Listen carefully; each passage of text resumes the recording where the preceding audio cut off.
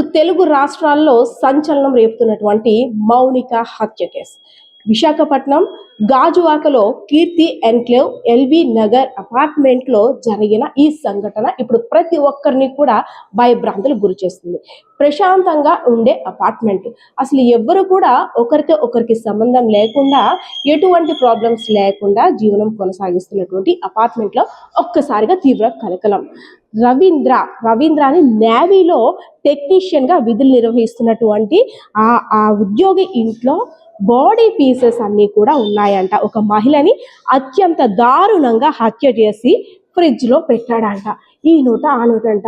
వెంటనే అప్రమత్తమైనటువంటి పోలీసులు ఒక్కసారిగా ఇంటికి వచ్చి చూసి ఫ్రిడ్జ్ ఓపెన్ చేసేసరికి షాక్కి గురయ్యారు. ఎందుకంటే ఆల్రెడీ రవీంద్ర వాళ్ళ బ్రదర్కి చెప్పాడు, అదేవిధంగా పోలీసులు కూడా ఇలా నేను హత్య చేశాను అని చెప్పి లొంగిపోయాడు. అయితే ఇంటికి వచ్చి చూసిన తరువాత అక్కడ జరిగిన వాతావరణం ఏమీ కనిపించట్లేదు. హత్య జరిగినట్టయితే మాత్రం ఏమీ కనిపించట్లేదు. ఒకవేళ సరదాగా అన్నాడేమో అనే అనుమానంలో పోలీసులు ఉన్నప్పటికీ ఎందుకైనా మంచిది ఒకసారి ఫ్రిడ్జ్ డోర్ ఓపెన్ చేసి చూద్దాం అనేసరికి అక్కడ అసలైన ఒక భయానక వాతావరణం అంతా కూడా కనిపించేసరికి అపార్ట్మెంట్ వాసులు అదే విధంగా పోలీసులు కూడా షాక్కి గురయ్యారు. అసలు ఎందుకు రవీంద్ర మౌనిక అనే యువతిని చంపాడు? ఎందుకు అతి కిరాతకంగా హత్య చేయవలసిన అవసరం ఏమొచ్చింది? నేవీలో టెక్నీషియన్గా వర్క్ చేస్తున్నటువంటి ఒక బాధ్యత గల ఉద్యోగంలో ఉన్నటువంటి రవీంద్ర ఎందుకు ఇంత క్రూయల్గా, ఇంత క్రిమినల్ సైకాలజీతో ఆలోచించి ఆ యువతిని హత్య చేశాడు? ఆల్రెడీ ఎవరైతే రవీంద్ర ఉన్నారో విజయనగరం జిల్లా రాజాం నియోజకవర్గానికి చెందినటువంటి వ్యక్తి.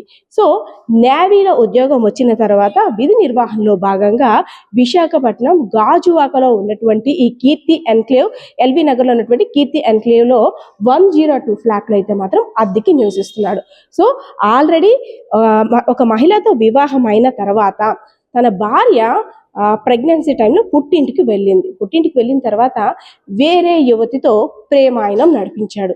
ఒకరికి తెలియకుండా ఒకరికి అంతా సాఫీగానే సరిపోతుంది. గతంలో కూడా ఏదైతే 2025 డిసెంబర్ 31న ఎవరైతే మృతురాలు మౌనిక ఉందో ఒకసారి ఈ ఫ్లాట్కి రావడం పక్కింటి వారు కూడా గమనించారు. సో నిన్న కూడా ఎవరూ లేని సమయంలో మౌనిక అనే యువతి ఇంటికి రావడం కూడా జరిగిన తర్వాత ఇద్దరి మధ్య కూడా కాస్త వాగ్వివాదం చోటు చేసుకుంది.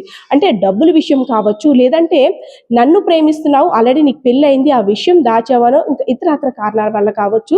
ఈ గొడవ అంతా అయిన తర్వాత నీ భర్త ఇప్పుడే నేను తెలుస్తాను, ఈ సంగతి అంతా కూడా బయట పెడతానని ఎవరైతే రవీంద్ర ఉన్నారో తన యొక్క ఐడి కార్డుని తీసుకుంటే మరింత కోపద్రుకుడైనటువంటి రవీంద్ర నా పరువు పోతుంది అని చాలా రిక్వెస్ట్ చేసినప్పుడు కూడా తను ఇంకా మాట వినట్లేదు. సో డబ్బులు కావాలి అని డిమాండ్ చేస్తున్నట్లు రవీంద్ర చెప్తున్నప్పటికీ అది నిజమో కాదని అనేక కోణాల్లో కూడా పోలీసులు దర్యాప్తు చేస్తున్నారు.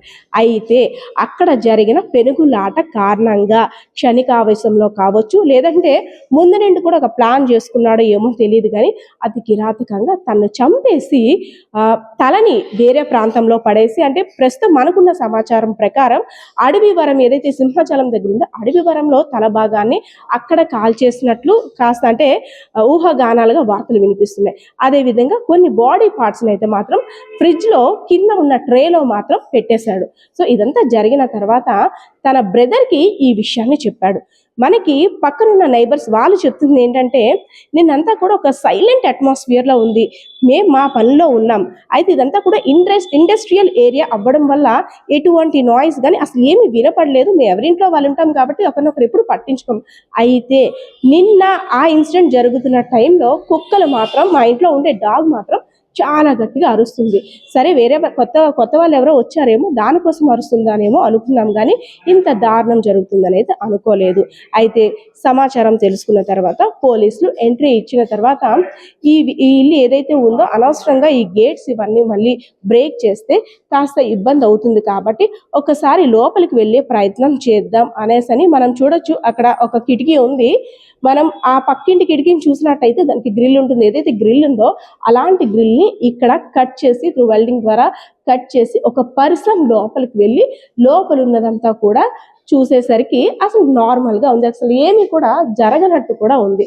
లోపల నుండి డోర్ తీసి ఎప్పుడైతే పోలీసులు అదేవిధంగా ఈ రవీంద్ర వాళ్ళ బ్రదర్ ఉన్నాడో, బ్రదర్ కూడా లోపలికి వెళ్ళి పక్కింటి నైబర్స్ని కూడా తీసుకొని వెళ్ళి చూపించిన తర్వాత అక్కడ వాతావరణం అంతా కూడా చాలా కామ్గా పీస్ఫుల్గా ఉంది. అసలు జరిగిన ఇన్సిడెంట్కి చెప్పిన మాటలకి సంబంధం లేదు, ఎందుకు ఇలా చెప్పాడని ఆలోచనలో ఉన్నప్పటికీ కూడా పోలీసులకు ఉన్న అనుమానంతోనే ఆ ఫ్రిడ్జ్ ఓపెన్ చేసేసరికి ఒక్కసారిగా షాక్కి గురయ్యారు. ఎందుకంటే ఇంత కిరాతకంగా, ఇంత క్రుయాలిటీగా, ఇంత క్రిమినల్ సైకాలజీతో ఉన్నటువంటి రవీంద్ర అత్యంత దారుణంగా, కిరాతకంగా మౌనిక అనే యువతిని చంపాడు అంటే అసలు ఎందుకు చంపాడు అనేది కూడా ఒక పెద్ద క్వశ్చన్ మార్క్. ఇద్దరి మధ్య అసలు ఏం జరుగుతుంది? ఆల్రెడీ మౌనికకి తనకి పెళ్ళయిందని విషయం తెలుసా లేదా? లేదు అంటే ఇంకా డబ్బుల విషయంలో ఇద్దరి మధ్య తగాదా వచ్చిందా? లేదు ఇంకా ఇతరత్ర కారణాలు ఏమైనా ఉన్నాయా? మౌనిక రవీంద్రను భయపెట్టిందా, లేదంటే రవీంద్ర మౌనికను అనేక ప్రశ్నలు కూడా ఇంకా పోలీసులు మనకైతే మాత్రం వివరాలు వెల్లడించాల్సిన అవసరం కూడా ఉంది.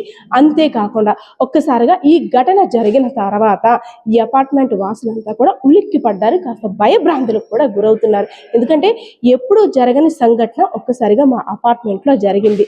సో ఎప్పుడైతే ఇన్సిడెంట్ జరిగిందో ఎవరైతే రవీంద్ర ఉన్నారో రవీంద్ర కూడా ఒప్పుకోవడంతో డాగ్స్ టీమ్ అదేవిధంగా క్లోజ్ టీమ్ అన్ని టీమ్స్ కూడా రంగంలోకి దిగి జరిగిన సంఘటన అంతా కూడా పరిశీలించి ఆ రిపోర్ట్ అయితే మాత్రం ఇప్పుడు పోలీసుల దగ్గర ఉంది. మరి కాసేపట్లో పోలీసులు కూడా అసలు విషయాలు వెల్లడించే అవకాశం కూడా ఉంది.